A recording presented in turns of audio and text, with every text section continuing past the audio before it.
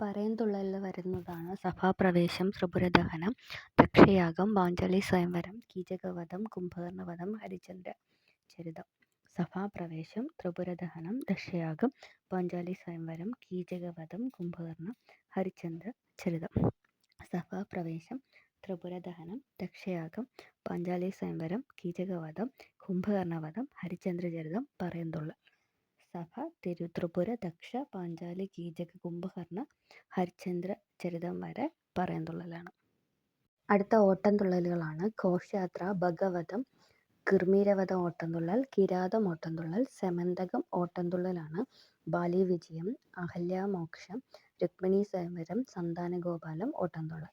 ഘോഷയാത്ര ഓട്ടംതുള്ളൽ, ഭഗവതം ഓട്ടംതുള്ളൽ, കിർമീരവധം ഓട്ടംതുള്ളൽ, കിരാതം ഓട്ടംതുള്ളൽ, സെമന്തകം, ബാലിവിജയം, അഹല്യാമോക്ഷം, രുക്മിണീ സ്വയംവരം, സന്താനഗോപാലം ഓട്ടംതുള്ളൽ. അടുത്തത് ശീതങ്കൻ തുള്ളലാണ്.